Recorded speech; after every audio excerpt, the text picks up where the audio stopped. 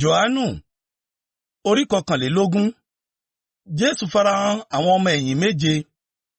Lẹ́yìn nǹkan wọ̀nyí, Jésù tún fi ara rẹ̀ hàn fún àwọn ọmọ ẹ̀yìn rẹ̀ létí òkun Tìbéríà. Báyìí ni ó sì farahàn. Símónì Pétérù àti Tómásì tí a ń pè ní Dídímù, àti Natanieli ará Kánà àti Gálílì, àti àwọn ọmọ Sébédè, àti àwọn ọmọ ẹ̀yìn rẹ̀ méjì mìíràn jùmọ̀ wà pọ̀. Símónì Pétérù wí fún wọn pé, èmi ń lọ í pẹja. Wọ́n wí fún un pé, àwa pẹ̀lú ń bá ọ lọ. Wọ́n jáde, wọ́n sì wọ inú ọkọ̀. Ní òru náà, wọn kò sì mú ohunkóhun. Ṣùgbọ́n nígbà tí ilẹ̀ bẹ̀rẹ̀ sí mọ́, Jésù dúró létí òkun. Ṣùgbọ́n àwọn ọmọ ẹ̀yìn kò mọ̀ pé Jésù ni. Nítorí náà Jésù wí fún wọn pé, ẹ̀yin ọmọdé, ẹ lí oúnjẹ díẹ̀ bí?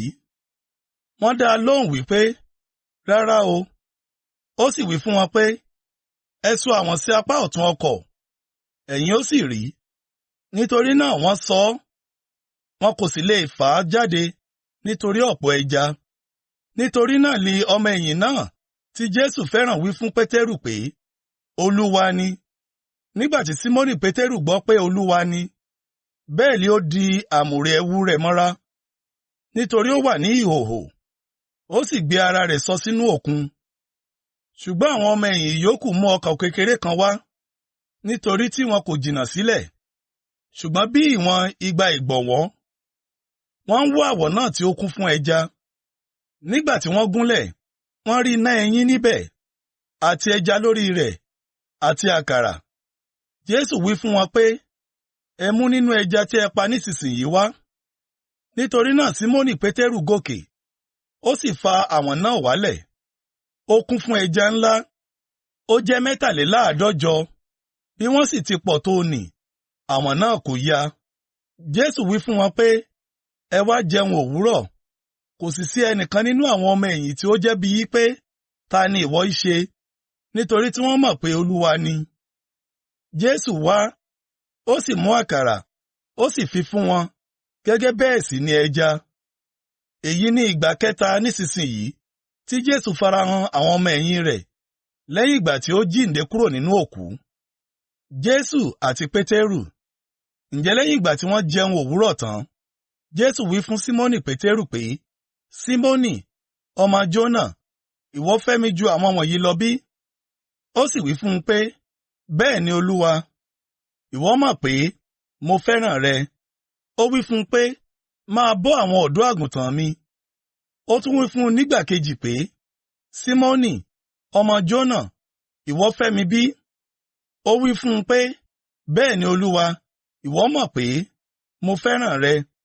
Ó wí fún un pé, máa bọ́ àwọn àgùntàn mi. Ó wí fún un nígbà kẹta pé, Símónì, ọmọ Jónà, ìwọ fẹ́ràn mi bí? Inú Pétérù bàjẹ́, nítorí tí ó wí fún un nígbà ìkẹta pé, ìwọ fẹ́ràn mi bí? Ó sì wí fún un pé, Olúwa, ìwọ mọ ohun gbogbo, ìwọ mọ̀ pé mo fẹ́ràn rẹ. Jésù wí fún un pé, máa bọ́ àwọn àgùntàn mi. Lóòótọ́, lóòótọ́ ni mo wí fún ọ, nígbà tí ìwọ wà lé ọ̀dọ́mọdé, ìwọ a máa di ara rẹ lé àmùrè, ìwọ a sì máa rìn lọ sí ibi tí ìwọ bá fẹ́. Ṣùgbọ́n nígbà tí ìwọ bá di arúgbó, ìwọ ó na ọwọ́ rẹ jáde, ẹlòmíràn yóò sì dì ọ́ lé àmùrè, yóò sì mú ọ lọ sí ibi tí ìwọ kò fẹ́. Ó wí èyí, ó fi ń ṣàpẹẹrẹ irú ikú tí yóò fi yin Ọlọ́run lógo. Lẹ́yìn ìgbà tí ó sì ti wí èyí tán, ó wí fún un pé, máa tọ̀ mí lẹ́yìn. Jésù àti ọmọ ẹ̀yìn tí ó fẹ́ràn. Pétérù sì yí padà, ó rí ọmọ ẹ̀yìn nì, ẹni tí Jésù fẹ́ràn, ń bọ̀ lẹ́yìn. Ẹni tí ó sì rọ̀gùn sí àyà rẹ̀ nígbà oúnjẹ alẹ́, tí ó sì wí fún un pé, Olúwa, ta lè ẹni tí yóò fi ọ́ hàn? Nígbà tí Pétérù rí i, ó wí fún Jésù pé, Olúwa, eléyìí à ń kọ́? Jésù wí fún un pé, bí èmi bá ń fẹ́ kí ó dúró títí èmi ó fi dé, kí lè yí nì sí ọ? Ìwọ máa tọ̀ mí lẹ́yìn.